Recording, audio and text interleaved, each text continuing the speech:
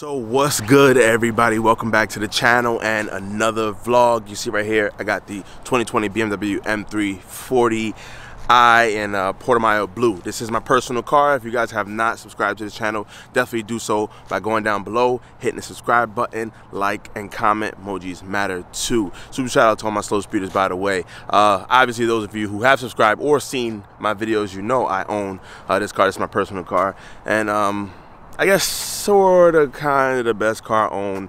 I have a Honda as well, which nobody really likes watching on this channel. Now, this is just a personal thought, but I think majority of us pick our cars based on how they look outside. But the thing about that is we spend like 90% of our time inside the car, and then the last 10% outside looking at it, unless you have like a garage queen that don't really make it out of the garage. And you're just staring at the beauty and counting the little dust particles that drop on it. But because it's well known that when something new comes out, people really don't take it well initially. You're a little uncomfortable. You kind of get used to how things used to look or run, whatever the case may be. And this is a lot different. The interior is night and day compared to the F-chassis cars, and there are some things that I didn't like as well in the beginning, but when you take some time and get used to things, it turns out that it's really not that bad, and you actually might end up liking the car. Now, with that being said, there's a lot of controversy on the BMW, the new M3s, M4s, the G80. It's just a look, either you love or hate. I don't really think it grows on people too much. I think that you hate it, but you just grow to accept it. It's kind of like that step kid you probably never liked, but you like their mother a lot, and you know, it just grows on you to like the kid too. I don't know, I never had a step kid. But now with that being said, I'm happy to report that everything that I was kind of skeptical about in the beginning, I've learned to like on the BMW, and I'm gonna share that with you in today's video. Before we do that, I have a little update. You can take a look at the outside. If you haven't checked my videos out, look at that. I still have yet to take off the last bit of carbon fiber off the car. It looks a little crazy, you know. I should have just ripped it off. I've been to the shop multiple times, along with getting the car washed, you know. So we're gonna hop inside and take the car for a drive, and I'm gonna go over my thoughts inside. Fire it up. Thanks to Beamer Code, my car starts up in Sport Individual, which is my custom settings. I'll walk over that with you guys when I go through the infotainment system. But before we go ahead and start this drive, just want to say BMW has really tremendously upgraded the interiors in the lower level cars, like the 3 Series and the 4 Series. I had the chance to sit and look at the 4 Series, and I'm proud to say, but I am so happy that I did not go with getting that car. I like this car a lot more. The proportions make a little bit more sense to me, and not just the front grills like many people would think. A long time ago, when they were making concept pictures of the Infiniti Q60, huge fan of the car. I love the way it looked. I love the idea of having a twin turbo V6 or whatever. However, it was the side, right? The side, it just felt like there was something missing. I'm not exactly sure what it was or anything, but one of the main reasons that really steered me away from liking that car when it came out was the side. It just looked very weird. I don't know, kind of like bulbous, right? And I love the 4 Series for that. The 4 Series didn't look that bad. It was proportioned nicely. Now, the new M340i, I don't know if it's just new cars in general, but it has that look to me that I didn't like about the Q60, right? So I kind of feel like I lucked out, and I didn't just go ahead and buy that car because I had a 4 Series and I wanted to progress on. Happy I chose the 3 Series. I kind of realized I wanted to go the 3 Series route when I drove a couple of M3s and M4s to kind of get a feel for them, because I was going to buy that car first. And I realized I like the way the M3s feel and look better than M4s. The back seats really aren't all that bad, right? Now, to get back into the topic, the interior here is really nice. Huge upgrade for BMW. I came from an F10 5 Series, so this isn't as luxurious as the 5 Series. It didn't reach that level yet as far as touchy and feely things like that. However, many would say it's pretty close, and I would too. I would say it's pretty close. You have that BMW door clunk, which I did not feel that in my 4 Series or a lot of the F33 series. It just didn't feel like nice and tight. You know, over time we'll see how that lasts as the seats. Besides that, first things that step out to me, that the dash feels a little bit lower in this car, like it slouches down a bit. Obviously the toaster oven screen is kind of gone in the dash, but still on top at the same time. It's kind of like a mixture between, the two. Screen's a lot bigger. Throw the car in drive. We're gonna go for a nice little drive. Get up out of here and I'm gonna talk to you guys. I have the engine tuning stock map right now because this car has so much power tuned. I'm able to go down this. Oh wow, look, with no front lip I'm able to go down there easy.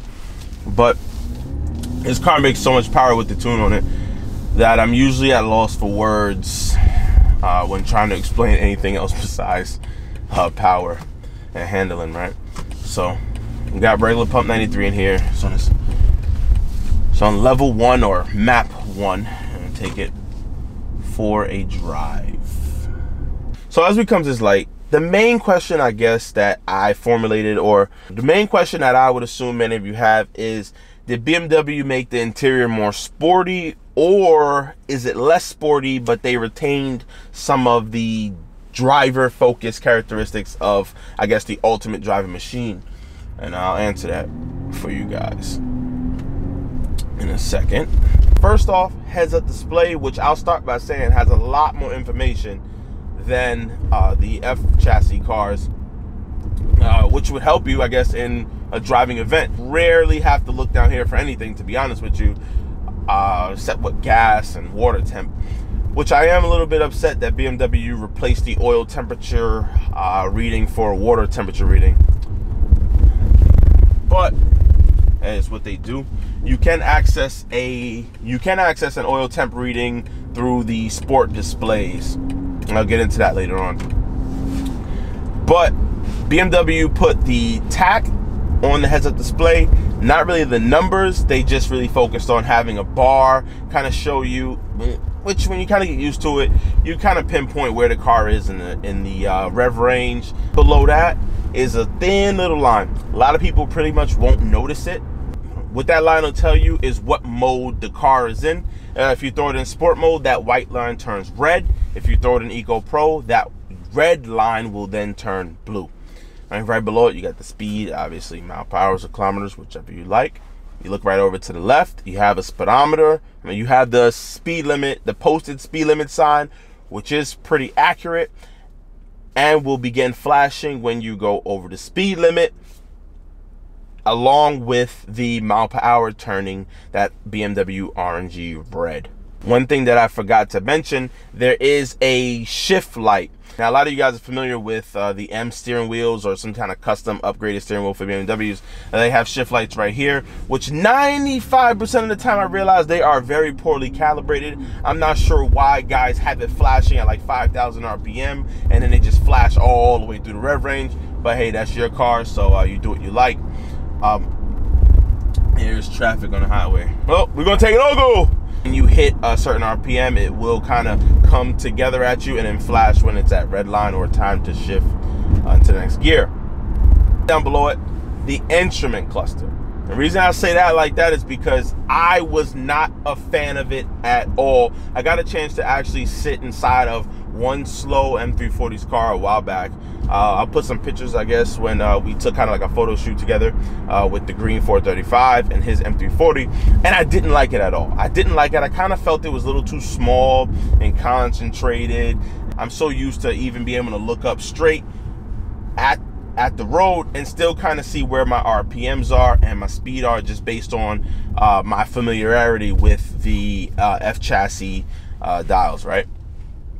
But after a while, you get used to it. It's not overly cluttered. It gives you the stuff you need to know and nothing more. That's a big, huge issue I have with Audis. They do have a lot of gizmos and gadgets and kind of a lot of stuff going on in the instrument cluster that I find yourself to get a little bit confused and kind of forget you're actually in a car and you're supposed to be focusing at the road and not this huge giant map and dials and gauges switching around. Gimmicky, yes. Pretty cool, yes. Nice thing to talk about okay, but driver focus wise, not at all. I feel like this is just the perfect amount of information, especially with the map that BMW's put in the middle of the instrument cluster. It doesn't show any street signs, anything else, no IHOP over here, none of that. Just a little picture icon of the road, kind of sort of like when you're playing a video game and you'll see the map over in the side, just to know where to turn, where to brake, in my opinion, and stuff like that. BMW has put the same thing.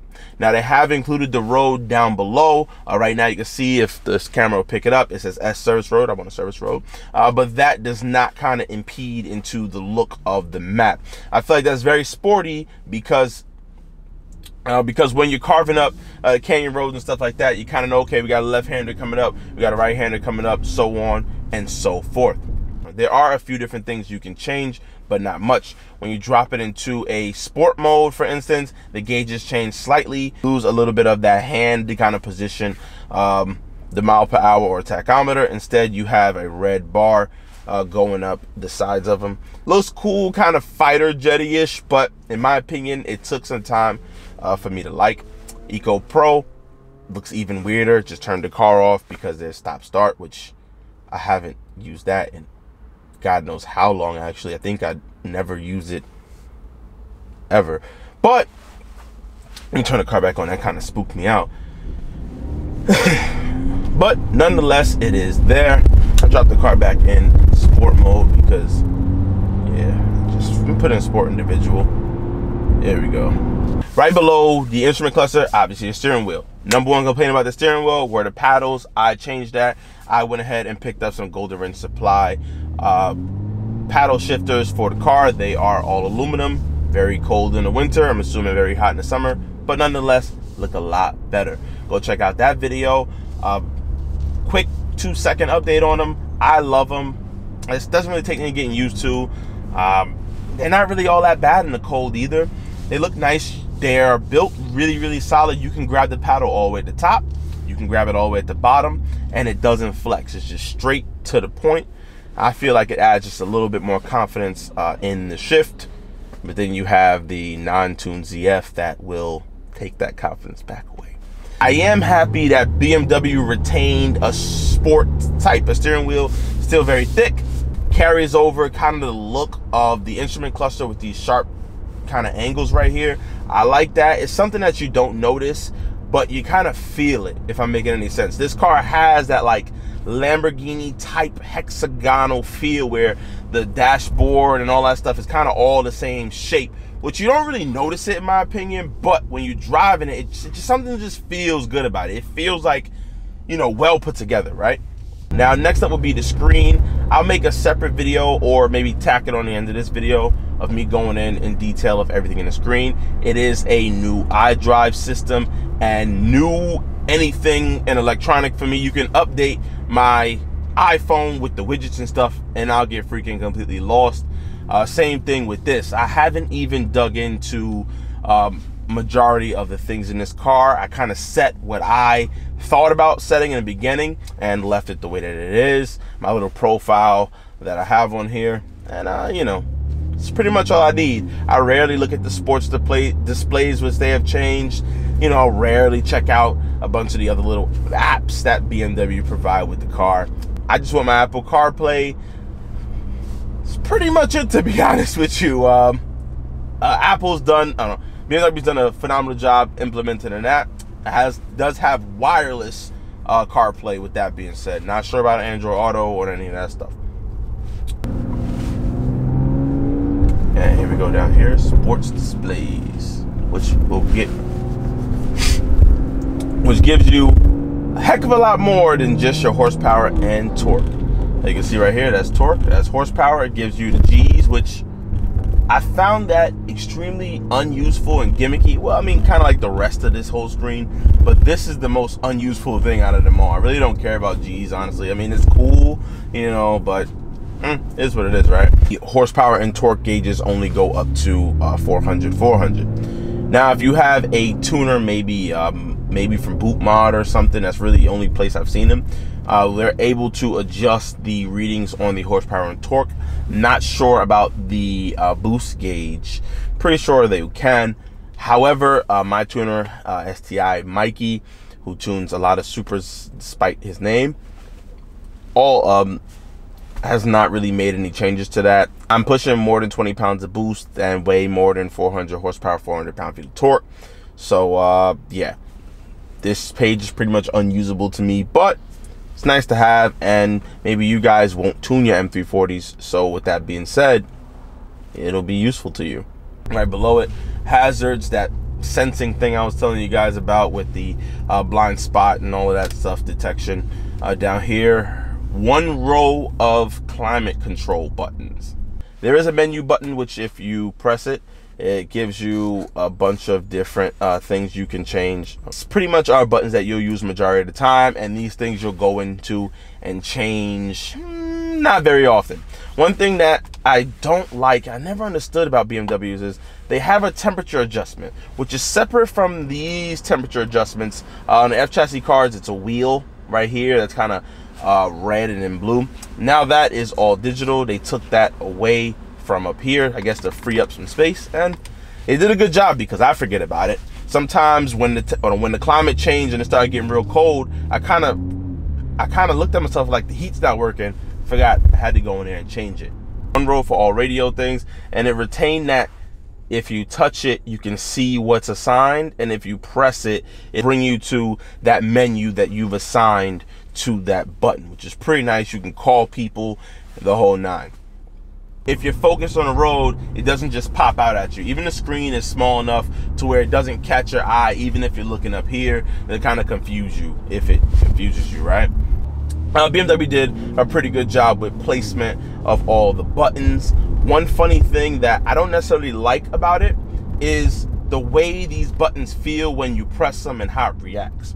Basically, when you press a button, it feels like you're pressing the whole panel down, and it's kind of where you touch it activates it, if I'm making any sense. Like, I can press comfort and the whole thing would move, but it would go into comfort, which kind of insinuates to me that it's like a touch kind of thing and they wanted that click, so that's why they just made the panel go down.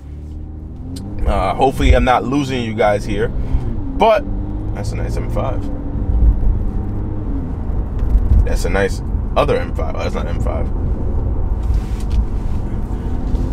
But nonetheless, BMW did their thing. Same thing over this side. The wheel's pretty much the same. It ain't really changed that much. The gear shifter.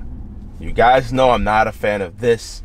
I feel personally that this being an M Sport type of car, BMW should have designed this a little bit better than the non-M Sport gear shifters. Maybe they forgot about it, but it's not really inspiring to me. I feel like my hand is way too big for it. Gets the job done, right? It doesn't feel that bad doing it. I'm just saying, compared to the F-chassis cars, I prefer the older gear shifter than this one. One thing they did get right, though, is they made it short so that, I guess, the throws aren't as bad. But nonetheless, it's still kind of, it looks like a thumb. That's what it is. It looks like a thumb. That's what I think it is. Yep, my thumb. I don't want to shift with my thumb. BMWs have the cockpit kind of wrap around the driver a little bit. That's the same here. That has not changed. This will actually, in my opinion, be a little bit more noticeable just by how everything kind of comes together, if you understand what I'm saying. It gives you cockpit vibes, like, you know, you're in a cockpit fighter jet type of deal. But in the end, everything in this interior does kind of scream sporty to me. It feels like it was put here for a reason, or where or location-wise it was put. Like I've explained, it has this kind of like sharp edge shape. It's not really too round or anything. It gives you that edgy type of vibe. That intake. Wow. But yeah, it's a nice driving car, nice feeling car. Only time will tell how the interior panels and stuff will squeak. As of now, it doesn't. But you know, over time, build quality can really be seen. That freaking. And that's the Burbles in comfort mode, by the way. I'm in comfort mode, not even in like a sport. But yeah, this car definitely gives you sports vibes. Definitely.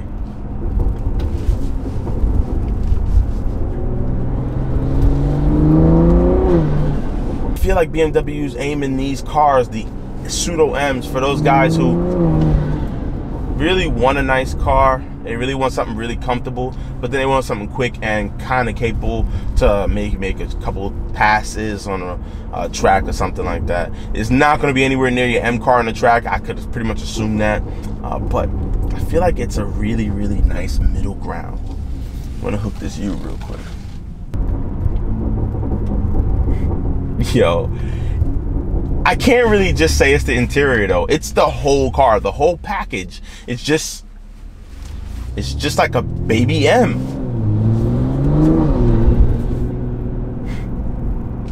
B58 motor really, really, really does not disappoint. It's just the whole car. But definitely the interior is a nice place to be. Really, really nice place to be. It's a nice car. It's a nice car. You won't do yourself wrong by getting an M340. And those of you out there who are bigger guys, like I said, I came from an F10 5 Series. Don't go F10 M30. Don't go F10 to F30. Don't do that. That's